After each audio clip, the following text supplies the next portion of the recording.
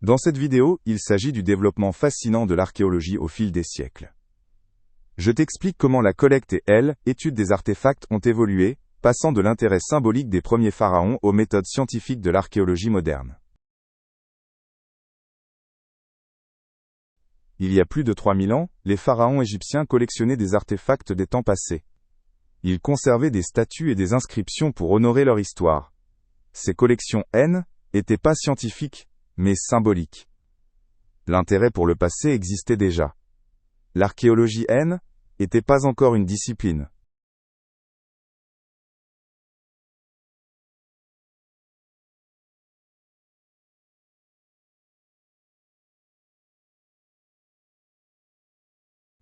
Dans l'Antiquité, les Romains et les Grecs cherchaient des objets anciens. Des empereurs comme Auguste collectionnaient des œuvres d'art d'Égypte ou de Grèce. Ces trouvailles étaient des trophées, pas des objets d'étude. Il n'y avait pas de compréhension des contextes historiques. L'archéologie restait sans structure.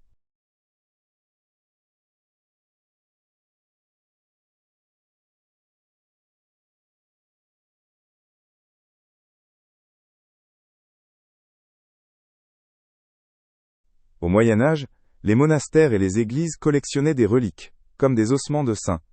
Elles étaient vénérées, mais non étudiées scientifiquement. Les fouilles étaient rares et à but religieux. L'histoire s'expliquait par des mythes. L'archéologie n'était pas une science.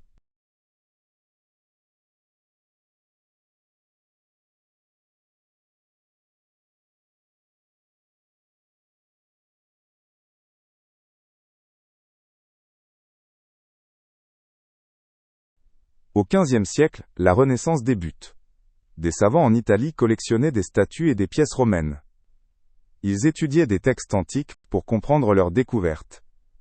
L'intérêt pour la Grèce et Rome grandissait. L'archéologie devenait peu à peu plus scientifique.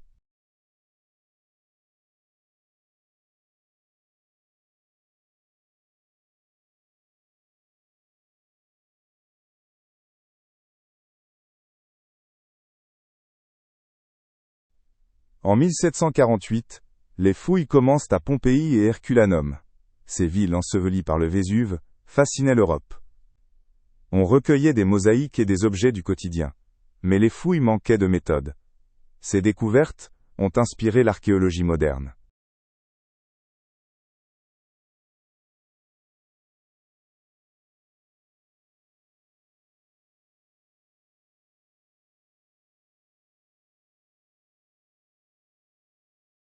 En 1798, Napoléon conduit une expédition en Égypte. Des scientifiques l'accompagnent et étudient pyramides et temples.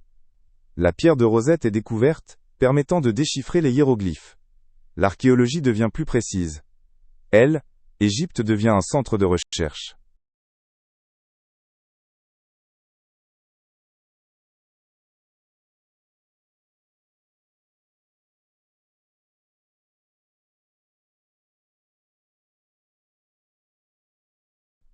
Dans les années 1870, Heinrich Schliemann fouille Troie. Il croyait à l'Iliade d'Homère et trouve une ville antique. Ses méthodes étaient brutales et ont détruit des vestiges. Schliemann rend l'archéologie populaire. Il montre que les mythes peuvent contenir des vérités.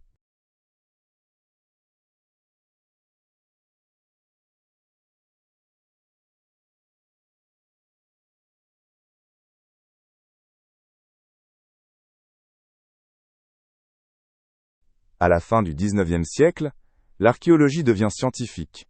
Des chercheurs comme Flinders Petrie en Égypte tiennent des notes précises. Ils datent les découvertes par l'analyse des couches. Les méthodes se standardisent. L'archéologie se professionnalise.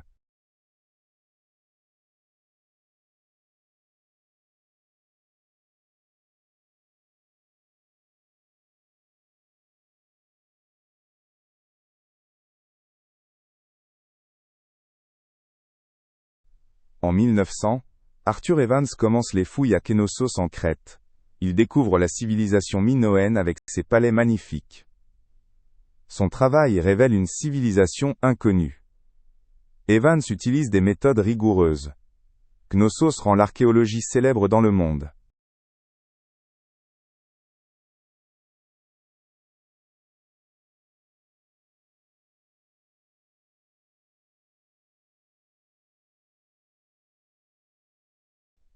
En 1922, Howard Carter découvre la tombe de Toutankhamon en Égypte. Elle est presque intacte et pleine de trésors. Ces trouvailles fascinent le monde et popularisent l'archéologie. Le travail de Carter est précis. Cette tombe est un jalon.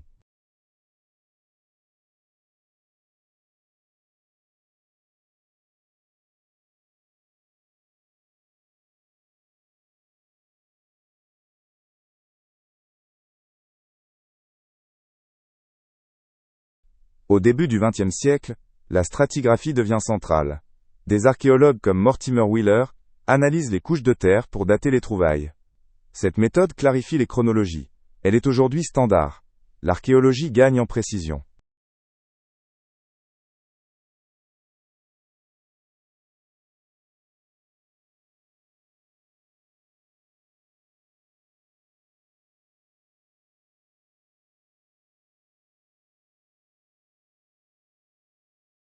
Au XIXe siècle, l'archéologie commence en Amérique. Des chercheurs comme John Stephens étudient les villes mayas comme Chichén Itzá. Ils trouvent des temples et des hiéroglyphes. La recherche révèle des cultures complexes. L'Amérique devient un nouveau champ d'études.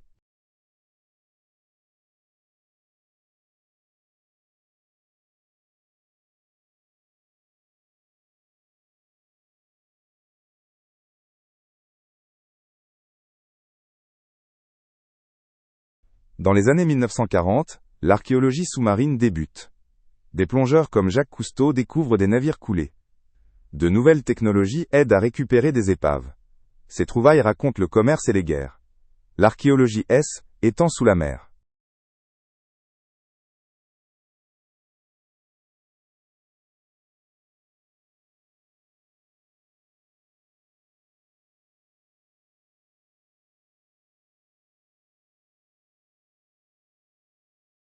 En 1949, Willard Libby développe la datation au radiocarbone. Elle mesure la désintégration du carbone 14 dans les objets organiques. Cette méthode date avec précision jusqu'à 50 000 ans. Elle révolutionne l'archéologie. Les dates deviennent exactes.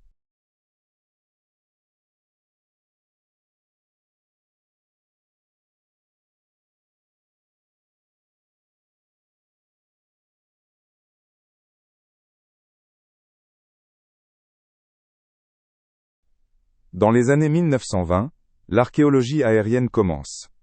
Les avions révèlent des structures anciennes comme des routes romaines vues du ciel. Plus tard, les images satellites aident aux découvertes. Cette technique trouve des sites cachés. L'archéologie devient plus technologique.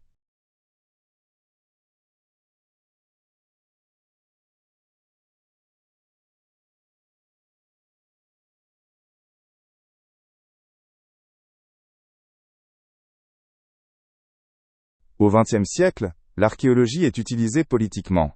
Les nazis soutiennent des fouilles pour appuyer leur idéologie. En Israël, des archéologues recherchent des sites bibliques.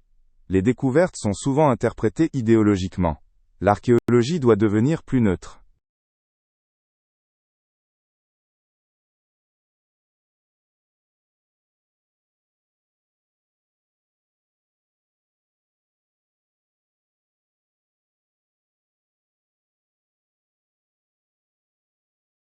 En 1991, Ötzi, la momie glaciaire, est trouvée dans les Alpes.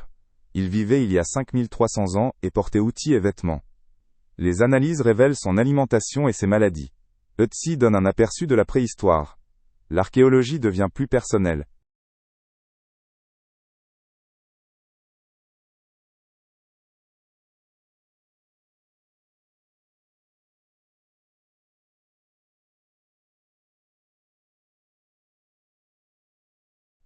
Au XXe siècle, l'archéologie grandit en Asie. En Chine, l'armée de terre cuite est découverte en 1974. Elle garde la tombe de l'empereur Qin. Ces trouvailles montrent la vieille culture chinoise. L'Asie devient un centre de recherche.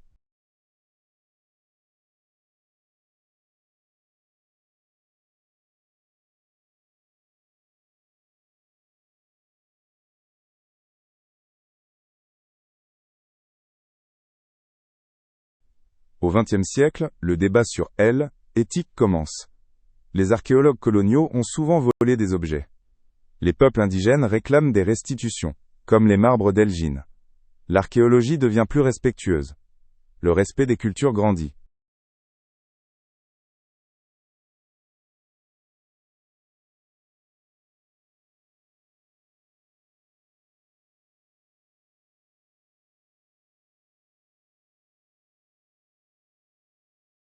Dans les années 1990, l'archéologie numérique débute.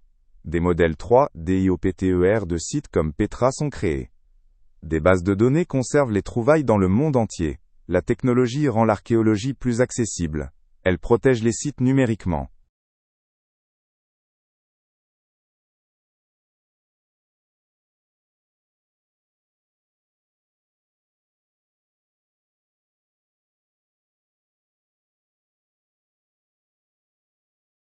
Au XXIe siècle, l'archéologie montre comment le climat a influencé les cultures. Les trouvailles révèlent des sécheresses qui ont détruit des villes.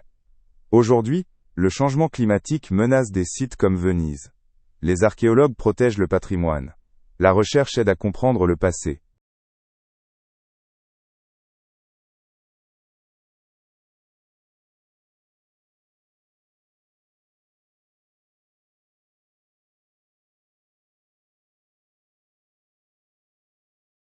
Depuis les années 2000, les archéologues impliquent les communautés locales. Les peuples indigènes aident aux fouilles et partagent leur savoir. Cela rend l'archéologie plus inclusive. Les communautés profitent des découvertes. L'archéologie devient collective.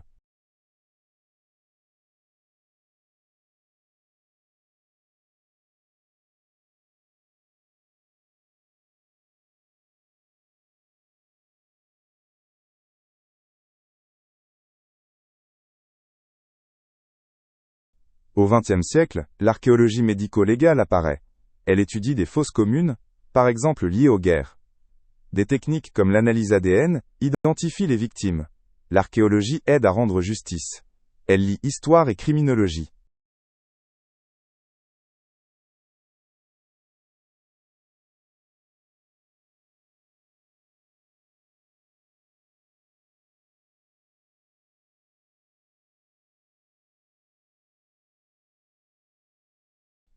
Au XXe siècle, on explore le passé de l'Afrique. Des sites comme le Grand Zimbabwe révèlent des cultures complexes. Les découvertes réfutent les préjugés coloniaux sur l'Afrique. L'archéologie devient plus diverse. L'histoire de l'Afrique est reconnue.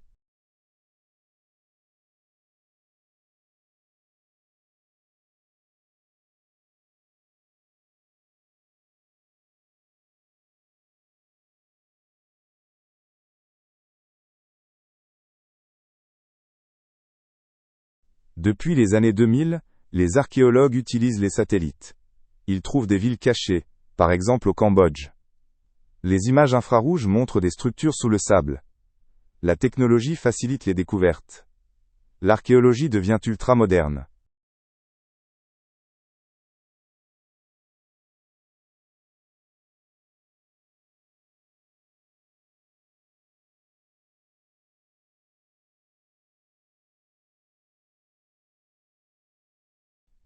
L'archéologie favorise le tourisme dans des pays comme Égypte. Des sites comme Machu Picchu attirent des millions de visiteurs. Mais ces visiteurs peuvent abîmer les trouvailles. Les archéologues protègent les sites. Le tourisme apporte de l'argent, mais aussi des risques.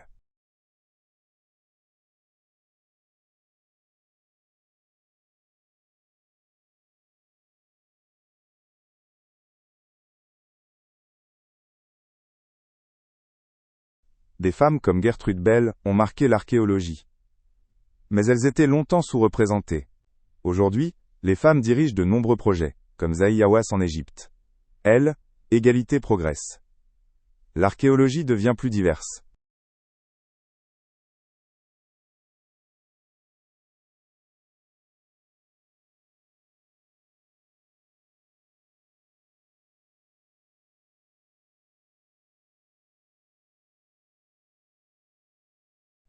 L'archéologie est enseignée à quelle école?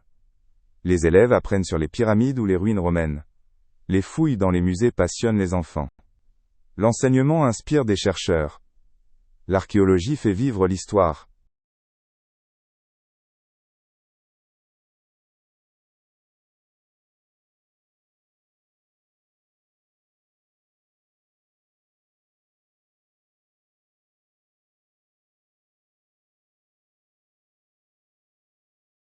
Des films comme Indiana Jones ont rendu l'archéologie populaire. Mais ils montrent souvent des images fausses. Les documentaires expliquent la vraie recherche. Les médias suscitent l'intérêt. L'archéologie touche un large public.